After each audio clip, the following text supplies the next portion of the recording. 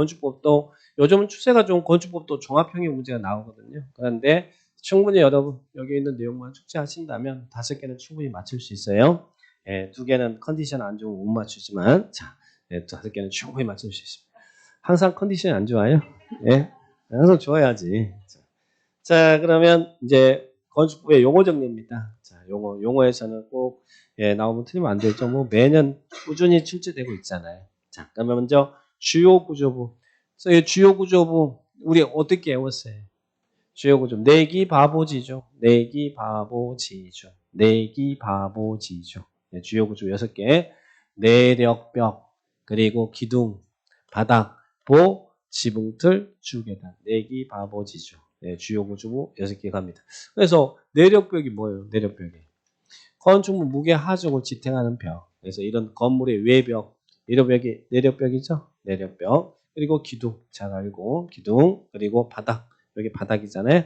바닥. 보가 뭐라고요? 기둥과 기둥을 연결하는 게 보.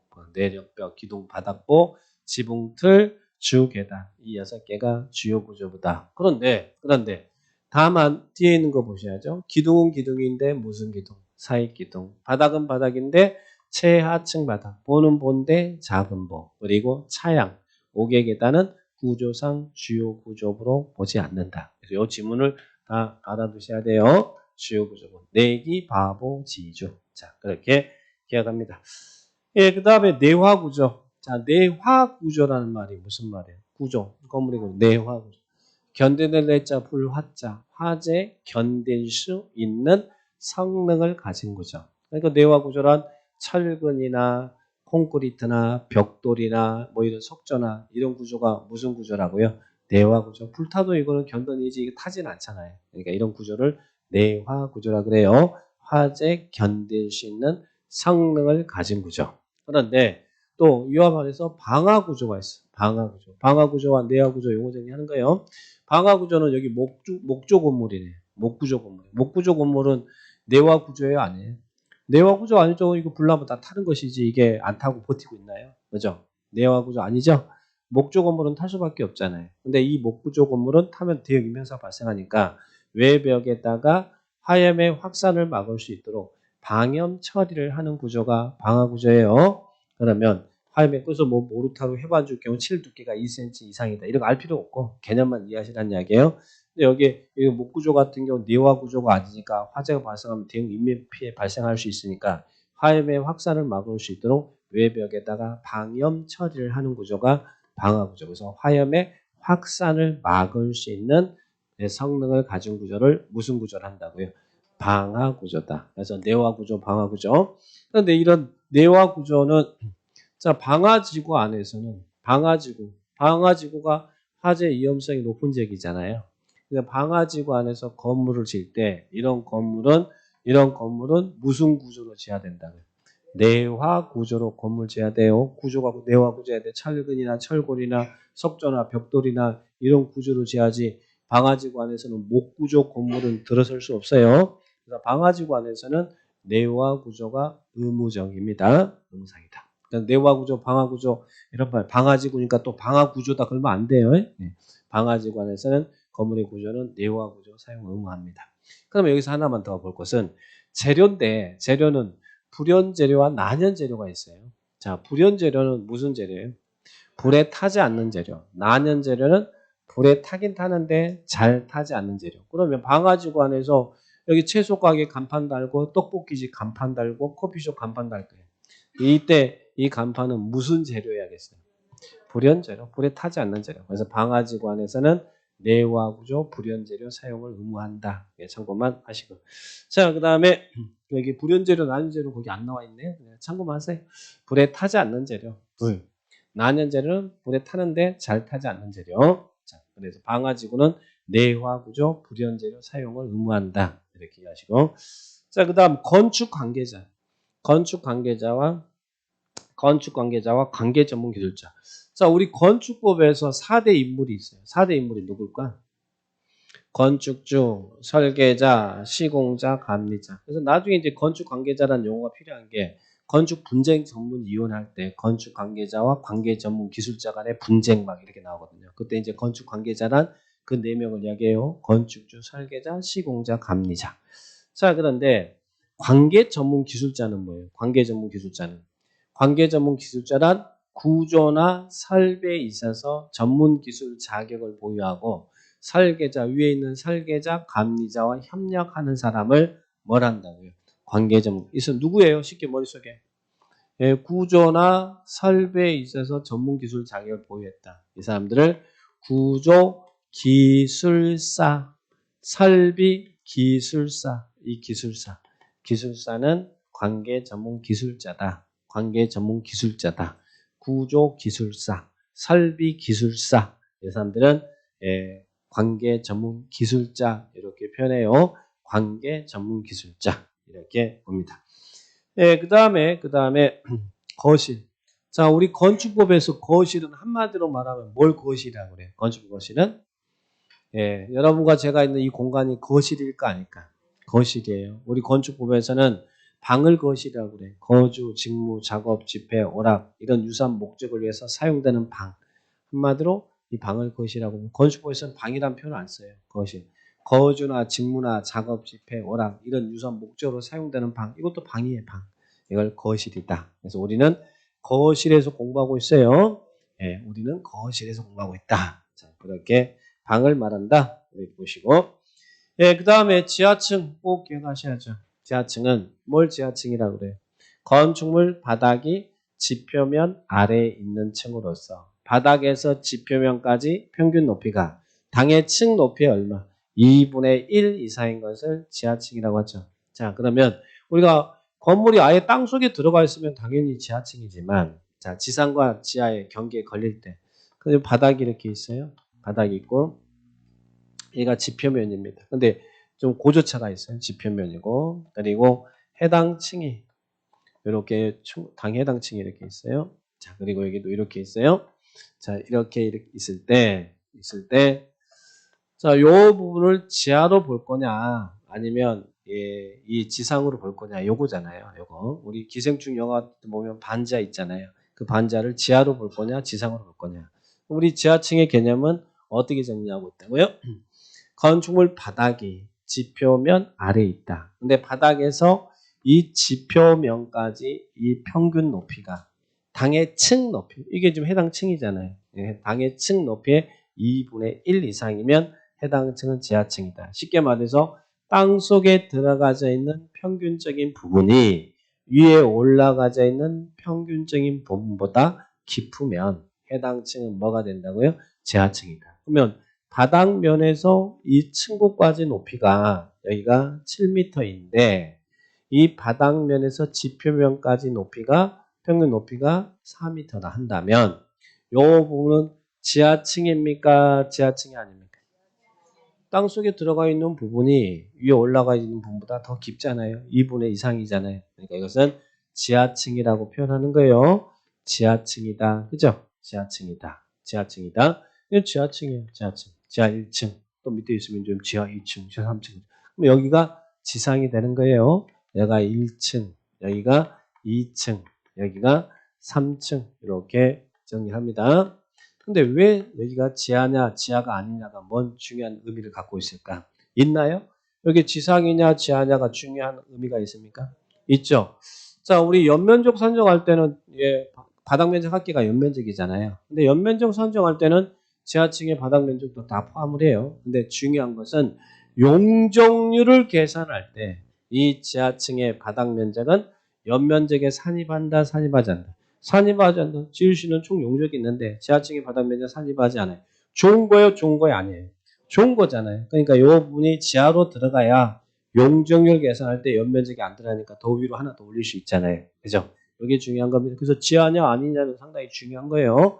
이게 지하로 들어가느냐 들어가지 않느냐는 상당히 중요한 의미가 있는데 이 의미 때문에 그래요.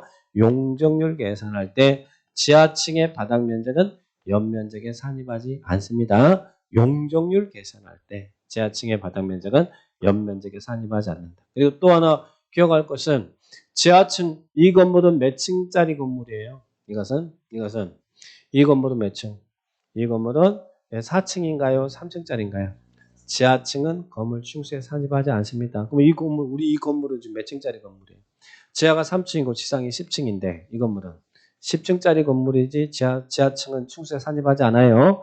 지하층은 건물 충수에 산입하지 않는다. 지하층은. 그래서 우리 63빌딩의 비밀을 알고 있다고 그랬잖아요. 63빌딩은 63빌딩 아니라고 그랬죠? 몇 층이요? 60빌딩이라고 그랬잖아요. 63빌딩은 지하 3층, 지상이 60이에요. 우리 건축법에서는 지하층은 충수에 산입하지 않는다는 이야기죠. 그리고 또 하나는 지하층 설치는 건축주는 지하층을 뭐 설치해야 된다 이런 말 나오면 틀린 거예요. 지하층 설치는 자율입니다. 대신 지하층 설치 많이 해라. 지을 수 있는 총 용적에는 포함시켜주지 않을 테니까. 용적 계산할 때. 그래서 지하층 설치를 권장하는 것이지 지하층 설치를 의무화하고 있지는 않습니다. 자, 그래서 이런 지하층에 대한 내용도 정리를 딱 하시고 기억, 니은, 디귿, 리을, 미음, 건축법에 관련된 규정들 체크하시고요.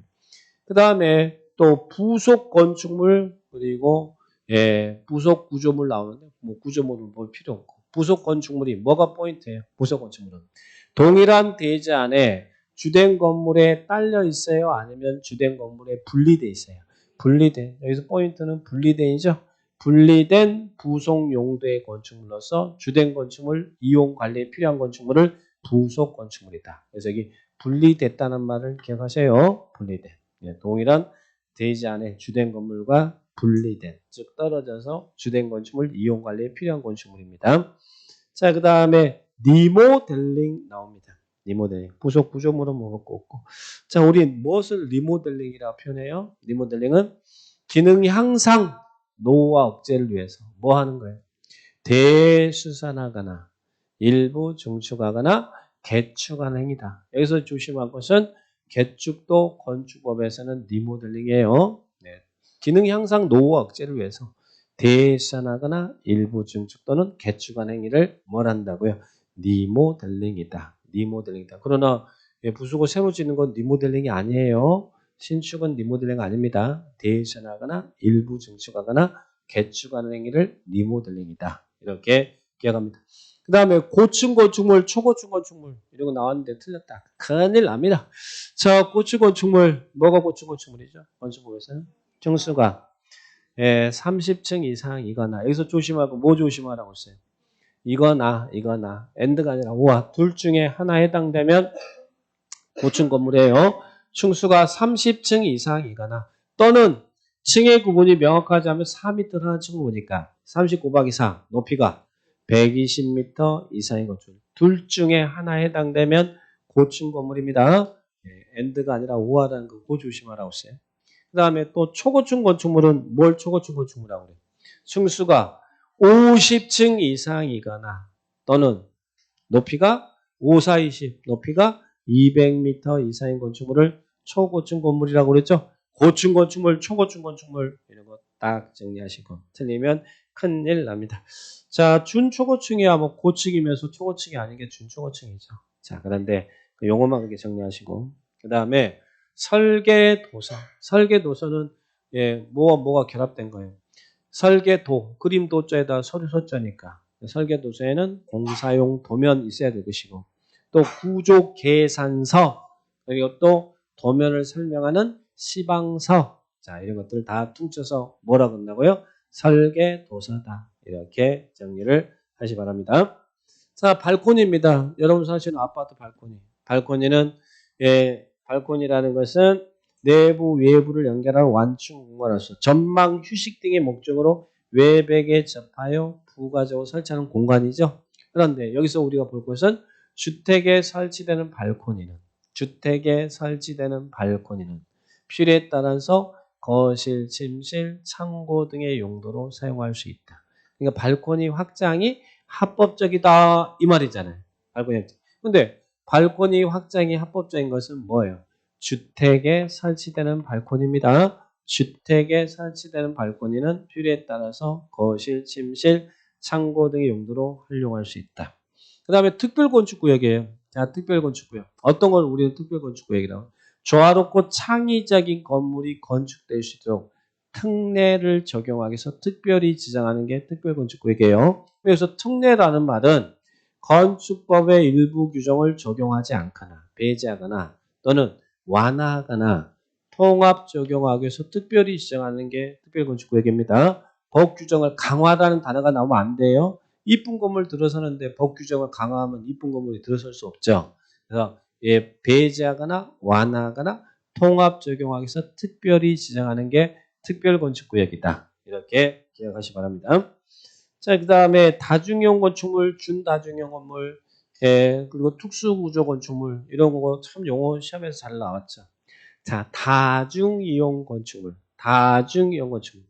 다중이용 건축물은 뭘 다중이용 건물이라고 합니까? 자, 거기에는 둘 중에 하나 해당되면 1이나 2, 둘 중에 하나 여기도 and가 아니라 오합니다.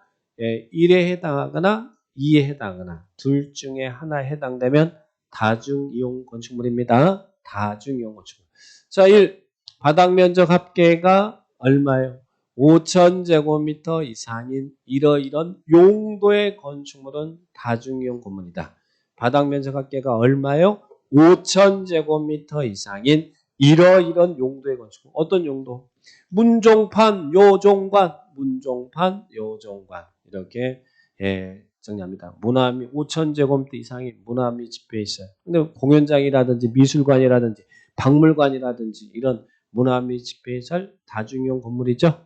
그런데 문화미 집회시설 중에 무엇은 빼고 동물원, 식물원은 제외하고 그래서 제외되는 규정도 조심하시고 그리고 종이 뭐예요? 종교시설 5,000제곱미터 이상의 교회 성당이라든지 자, 5,000제곱미터 이상의 판매시설. 판매시설 대표적인 게 뭐라고 써요? 백화점이라든지 뭐 이런 것들, 이마트라든지 5,000제곱 이상인 판매시설, 문종판 그리고 운수시설 중 여객용 시설, 뭐 우리 고속버스 터미널 사람 실어나는 시설 있잖아요.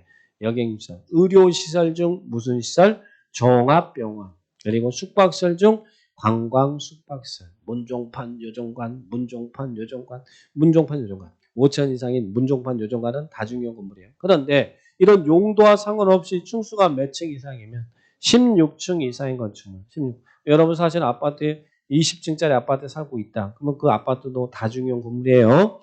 층수가 몇 층 이상요? 16층 이상. 그래서 1이나 2, 둘 중에 하나 해당되면 다중이용 건물이다. 그래서 이런 문종판, 요종관, 5,000제곱 이상인 문종판, 요종관. 그리고 두 번째는 용도와 상관없이 16층 이상인 건축물은 다중이용 건축물이다. 그래서 다중이용 건물 기억하시고. 그러면 이 다중하고 뭐 비교하셔야 돼? 준다중이죠. 그래서 다중과 준다중을 구분할 줄 알아야 돼요. 준다중은 12개가 나오네. 자, 준다중이용 건물은 어떻게 정리해요? 다중이용 건축물 외의 건축물로서 바닥 면적 합계가 1,000제곱미터 이상인 이런 용도의 건축물은 준다중이용 건물이다. 그죠? 이런 용도의 건축물은 준다중이용 건물이다. 그래서 12개가 나오죠. 그런데 왜 뭘 구분할까요?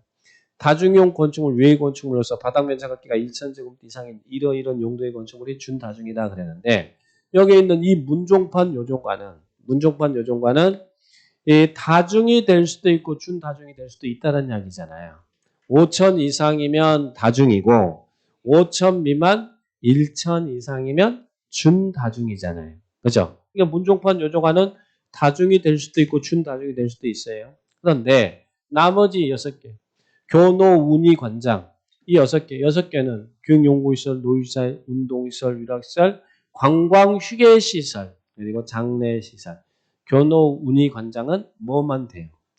다중이 될 수 없는 준다중이죠. 요는 5천이 되더라도 요놈은 준다중이지 다중이 되지 못한다는 이야기예요. 1천 이상이면 요거는 뭐 1천 이상이면 다 준다중이야.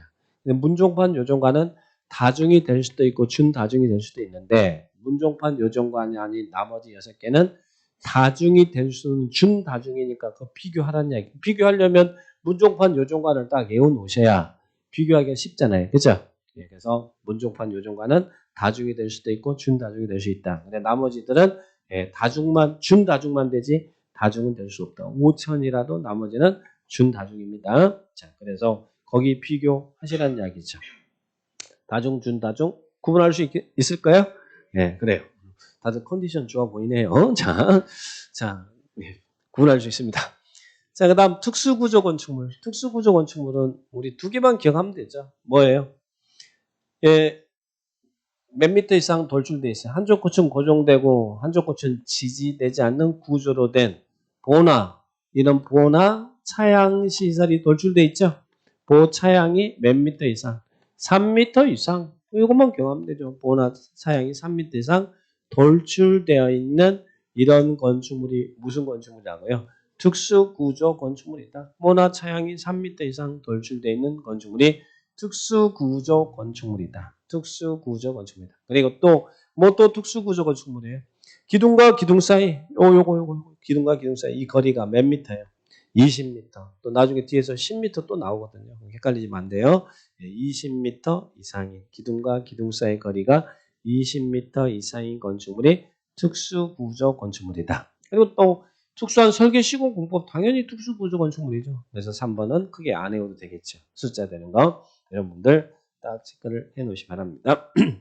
자, 그래서 이런 기본적인 용어 꼭 숙지하시고 건축법 용어 나오면 틀리지 마시고.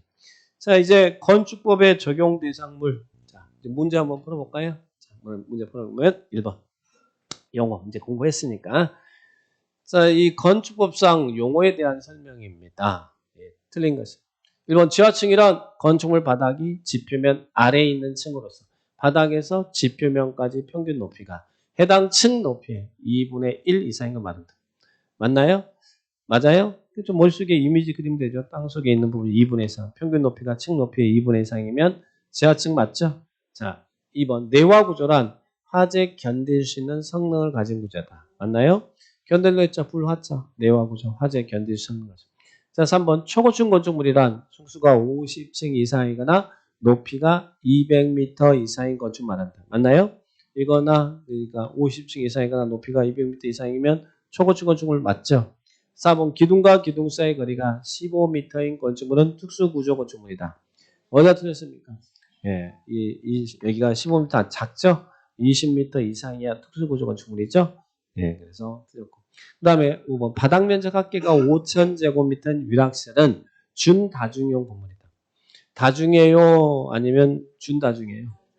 문종판 요정과는 다중이 될 수도 있고 준다중이 될 수 있지만 교, 노, 운, 위, 관장은 위락설은 5,000이라도 이것은 준다중입니다. 다중이 될 수 없는 준다중이에요. 그러니까 교노, 운이, 관장을 외워놓으셔야 다중, 준다중 비교할 수 있습니다. 자, 답은 4번인가요? 네, 정리하시면 돼요. 자, 그 다음에 이제 건축법 적용 대상물. 자, 이제 건축법이 적용되는 대상물을 볼 거예요. 우리 건축법이 적용되는 대상물에는 뭐가 있어요? 크게 4개 있어요. 건축물, 대지, 일부 공작물, 건축설비. 자, 그 중에서 시험에 참 잘 나오는 것은 이 건축물하고 일부 공작물이죠. 자, 원래 건축물이 건축법의 규정을 적용해야 되는 건축법이 적용되는 적용 대상물이잖아요. 자, 그러면 건축물은 어떻게 정리해요? 자, 건축물이란 토지에 정착되어 있는 공작물 중에 공작물이 뭐였어요? 공작물이 인공을 가하여 제작한 시설물, 사람에 의해서 제작된 시설물이죠. 근데 그 공작물 중 어떤 걸 건축물이라고 하겠다는 토지에 정착되어 있는 공작물, 땅에 움직이지 않도록 픽스되어 있는 공작물 중에서 어떤 공작물을 건축물이라고 한다. 너는 건축물이야 이렇게 한대. 어떤 건축물? 지붕과 기둥. 이 지붕과 기둥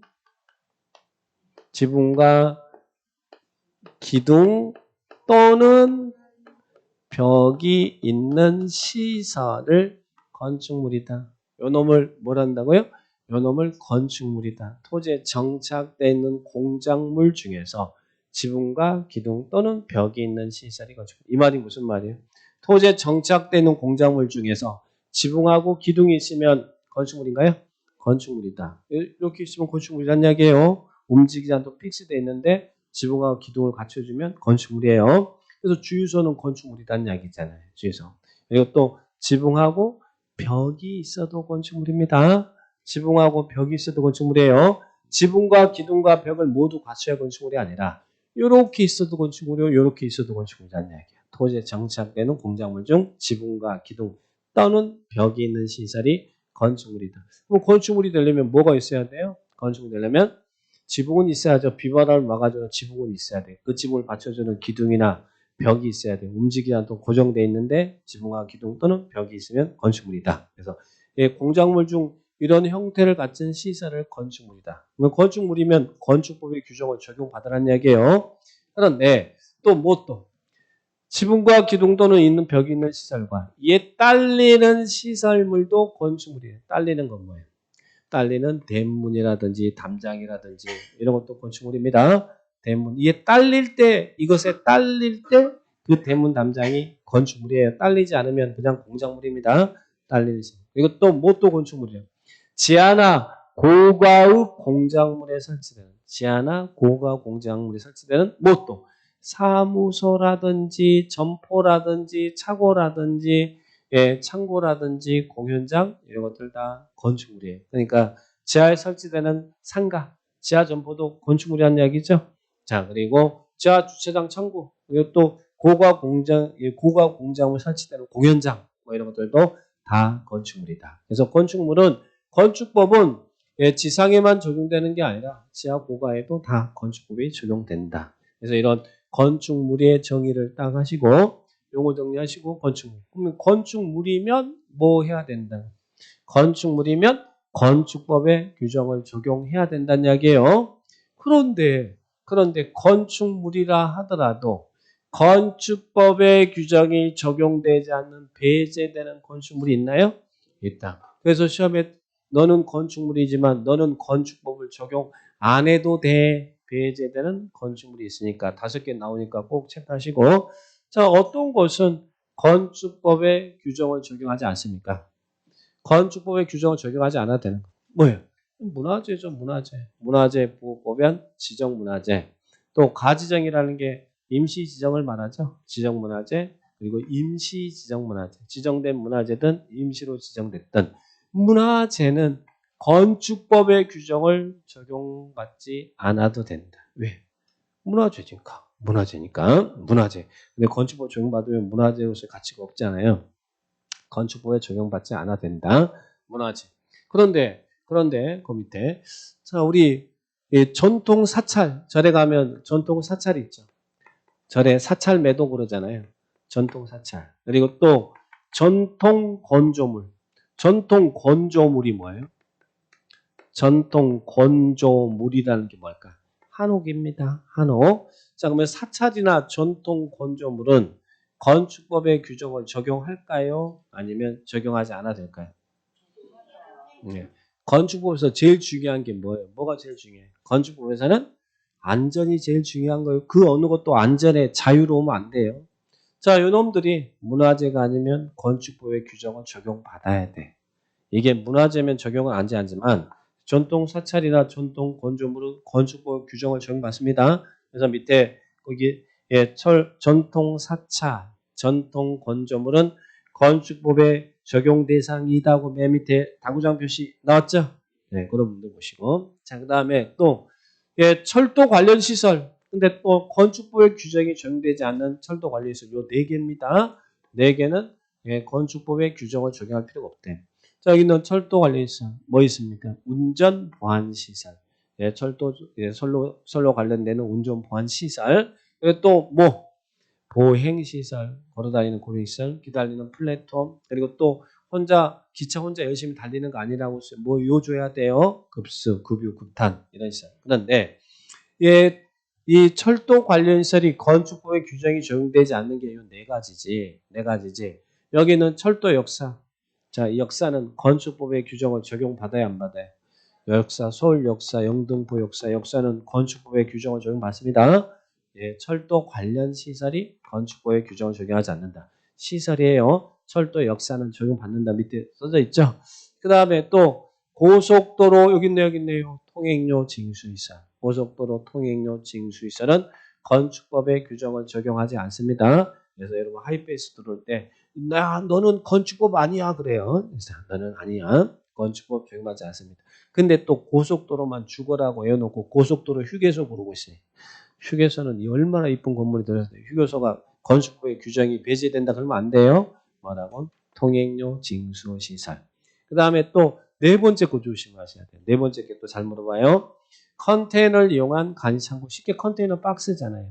근데 박스가 어떻게 이용된다고? 창고. 근데 요즘은 컨테이너를 이용한 주택은 여기 주택도 이렇게 짓고 살잖아요. 주택은 건축법 적용받아야 안 받아요? 받습니다. 컨테이너를 이용한 간이창고. 그런데 그 창고도 어디? 여기 공장이 있네. 공장이 뿜뿜하네. 공장 안에 이동이 용이한 것에 한한다. 그러니까 공장 안에 이동이 용이한 컨테이너를 이용한 간이 창고가 건축법의 규정이 적용되지 않습니다. 그래서 공장 안에 이동이 용이한 컨테이너를 이용한 간이 창고는 건축법의 규정이 적용되지 않는다. 그래서 이런 부분들 조심해야 돼요. 4번 이것도 참 조심해야 돼요. 4번. 그래서 2번, 4번 이런 부분들이 우리 시험에서는 다 답이 됐던 부분입니다. 철도 관련 시설 그리고 컨테이너를 이용한 간이창고. 자, 다 함정이 있잖아요. 그 다음 5번째는 뭐예요? 하천구역 내 요거 하천이 있잖아요. 이 수문 조작실 요것도 하천법에 있으니까 하천법의 규정만 받지 이것은 건축법의 규정을 적용할 필요는 없대요. 자, 그래서 수문 조작실. 자, 이분들 건축법의 규정이 적용되지 않는다. 그런데 밑에 비교 철도 역사라든지 전통 사찰 그리고 전통 건조물 그리고 또 군사용 건축물. 군사용 건축물은 건축법의 규정을 적용해요, 적용하지 않아요? 예, 적용해요? 적용 안 해요? 해요? 제가 이거 뭐 생각하다고 했어요? 군발이는 죽어도 됩니까? 그랬잖아요.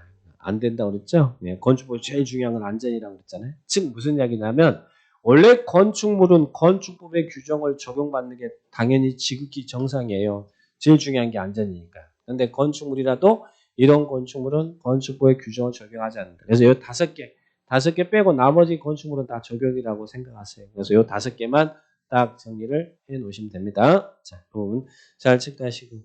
예, 별이 2개잖아요. 자, 그 다음에 뒤에 데이지입니다. 좀 쉬었다 하죠.